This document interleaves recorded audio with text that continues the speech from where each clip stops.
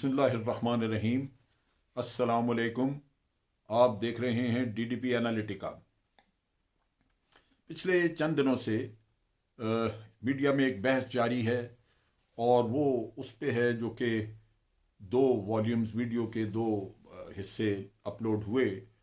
इरफान हाशमी एक जर्नलिस्ट हैं जो कि लंदन में मुकीम हैं और उन्होंने मुसावी साहब हैं जो कि कंपनी एक ओन करते थे जिसका नाम ब्रॉडशील्ड एलएलसी, उसको उसके हेड हैं वो, या उसको वो ओन करते थे, अब शायद लिक्विडेशन में है। उनसे उन्होंने बातचीत की नैब के मामलात के बारे में और उन इंक्वायरीज़ के बारे में जो कि उन्होंने अपने वक्त में की, क्या उसके नतीजे थे, क्या हासिल हुआ, क्या नहीं हुआ, और उस पर बातचीत और उसके सिलसिले में बहस मुबाहिसा जारी है। बहुत सारे लोग मुझे टेलीफोन करके पूछते रहे कि जनाब आप जब नैब के चेयरमैन थे तो उस वक्त क्या हुआ, और ये तो पहली बात तो मैं ये वाज़ेह कर देना चाहता हूँ इसमें इस वीडियो के ज़रिए कि मैं नैब का चेयरमैन कभी नहीं रहा। मेरा इस किस्से से कोई वास्ता नहीं। मेरी भी इंफॉर्मेशन जो है वो, जो उस ज़माने में मैं सर्विस में था तो जो कुछ ब्रीफिंग्स वगैरह में मैं सुनता रहा वो, या बाद में जो मीडिया में आपको मुझे जो कुछ भी पढ़ने को मिलता है उसकी बुनियाद पे है। जो नैब के चेयरमैन थे वो मेरे दोस्त कुलीग जनरल सैयद मोहम्मद अमजद थे और वो अब अपनी रिटायर्ड ज़िंदगी गुजार रहे हैं। वो चेयरमैन रहे कुछ अरसा और उन्होंने ही नैब को इस्टेब्लिश किया था। अब चीज़ ये है कि ये जब नैब शुरू में इस्टेब्लिश किया गया तो उस वक्त सूरत हाल ये थी कि हमारे पास एक्सपर्टीज़ नहीं थी, लोग भी नहीं थे, ये ऑर्गेनाइजेशन नहीं थी, इसके कवानीन नहीं थे, इसका ये भी पता नहीं था कि कौन से लोग कहाँ से लिए जाएं और वो कैसे उनसे पैसा रिकवरी कैसे की जाए। हमें लिस्टें जो मुहैया हुई थी वो एफबीआर की तरफ से थी कि जनाब ये इंडस्ट्रीज़ लोग चला रहे हैं, ये कारोबार चला रहे हैं और ये टैक्स इतना देते हैं। ये बाज़ लोग हैं जिन्होंने टैक्स दिया ही नहीं, बाज़ की रिटर्न्स बहुत बहुत अरसे से नहीं आई हुई थी। और इसी तरह बहुत सारे नाम जो कि बैंकों ने दिए, चूँकि बैंक उस वक्त नेशनलाइज बैंक थे तो उन्होंने बहुत सारे नाम भेजे कि जनाब ये डिफ़ॉल्टर्स हैं, फ़लाँ ने इतना पैसा लिया हुआ है कर्जे का, वो नहीं दे रहा, दुनिया पैसा खा के भाग गई।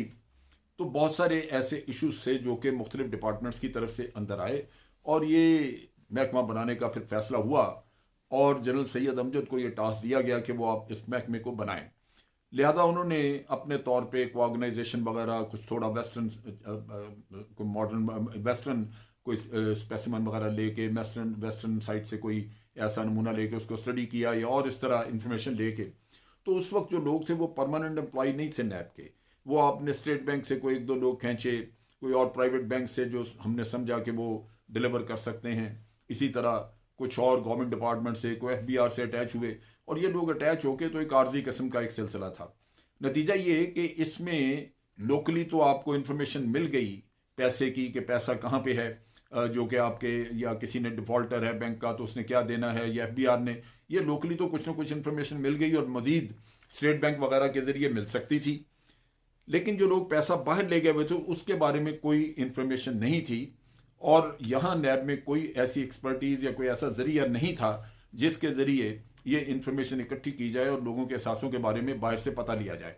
लिहाजा उस स्टेज के ऊपर गालिबन ये तय हुआ होगा, जो मुझे अंदाज़ा है, क्योंकि ये इन्फॉर्मेशन तो मुझे पता है कि हमारे पास एक्सपर्टीज़ नहीं थी और लोग भी इस काम में ट्रेंड नहीं थे, वो जानते नहीं थे और बाहर से इंफॉर्मेशन कलेक्शन का बहुत शदीद मसला था।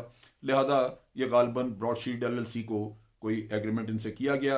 अब वो एग्रीमेंट क्या था, उसमें खामियां हैं, उसमें कुछ है, वो तहकीक होनी चाहिए, उसका मेरे इल्म में उसका कुछ नहीं है।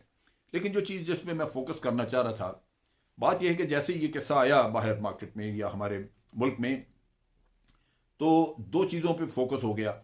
एक तो जो हमारे दोस्त अहबाब जो सहाफ़ी या यूट्यूबर्स जो करप्शन फ्रेंडली हैं, जो करप्शन को मोस्ट प्रॉब्ली प्रमोट करते हैं या जायज़ समझते हैं, उन्होंने सारा फोकस इस पे रखा कि नैब की गलती की वजह से इतना पैसा चला गया, नैब को कौन पूछेगा, नैब को। और ये बिल्कुल एक पहलू है कि नैब को पूछना चाहिए, और वो जो अगर एग्रीमेंट गलत था तब कौन जिम्मेदार थे, और अगर बाद में टर्मिनेशन जो की गई वो गलत थी तो उस पर कौन जिम्मेदार थी, ये तो एक इशू है। लेकिन उससे बड़ा भी इशू है कि उस इंटरव्यू में उस आदमी ने ये कहा कि जनाब मुझे फलां फलां ने अप्रोच किया, गालिबन कोडार साहब हैं कि जनाब ये मियाँ साहब के जो असासे हैं इसके बारे में इंफॉर्मेशन आप ना दें, हम आपको इतना पैसा दे देंगे। मेरे ख्याल में ये एक क्रक्स है बहुत बड़ी, क्योंकि लीडर्स जिन्होंने इस मुल्क को लीड करना है, इन्होंने चलाना है, शफाफियत तो उनकी चाहिए। वो तो फिर अगर खुद साफ शफाफ होंगे तो वो हर किसी का एहतसाब कर सकते हैं, नैब हो या कोई भी हो। लिहाजा उस पर फोकस नहीं और फोकस इस पे। और फिर दूसरी बात जो चलाई गई वो ये कहा गया कि ये शख्स जब इसने पैसे मांगे, इसने ब्रॉडशील्ड वाले मुसावी ने, और उसने कहा कि जनाब मेरा एग्रीमेंट आप अगर टर्मिनेट करते हैं मुझे ये पैसा चाहिए, तो उनको एक वर्दी वाले साहब ने कहा कि ये पैसे हम आपको लेके दे देंगे लेकिन आप हमें क्या देंगे, मेरा हिस्सा। अब जब मैंने इसकी तहकीक की, कोई इंटरव्यू में तो ये चीज़ नहीं है। इंटरव्यू 2 हिस्से आ चुके हैं, तीसरा अभी आने वाला और मे भी मेरा ख्याल है 1 आध दिन में आ जाएगा। अब ये जो इंटरव्यू आएगा उसमें बात ये भी खुल जाएगी। लेकिन जिन साहब ने इंटरव्यू किया, मैंने लंदन में उनको कांटेक्ट किया, उनसे बात पूछी, उन्होंने कहा जी कि सवाल ही पैदा नहीं होता, कोई इस किस्म की बात हुई नहीं, ना उसने की। बल्कि वो उन लोगों की जो उस वक्त हैंडल कर रहे थे, फारूक आदम साहब थे, जनरल अमजद थे, उसने उनकी बड़ी तारीफ की कि वो बड़ा प्रोफेशनली हैंडल करते रहे। और हालांकि वो इस काम से बहुत वाकिफ नहीं थे, लेकिन उन्होंने बड़ा अच्छी तरह इस सिलसिले को चलाया और आगे काम लेके गए। अब चीज़ ये है कि ये खबर कहाँ से आई। मैं इस पे अपने पाकिस्तान के अवाम को फोकस करवाना चाहता हूँ, मैं इधर लेके आना चाहता हूँ। और मैंने इसकी तहकीक की तो ये पता चला कि ये प्राइमरीली PMLN से रिलेटेड लोग जो हैं वो इसको चला रहे हैं। नेचुरली ये जो खबर है या ये जो कहानी बनाई गई है, ये PMLN का जो मीडिया सेल है वहीं से निकली होगी। अब इस सारे खेल को या पीछे जो कुछ भी ये करते हैं, अगर मैं ये देखूं तो मेरा इंप्रेशन ये बनता है कि सच्चाई अगर कहीं है तो वो PMLN के मीडिया सेल से बाहर हो सकती है, इसके अंदर कहीं नहीं है।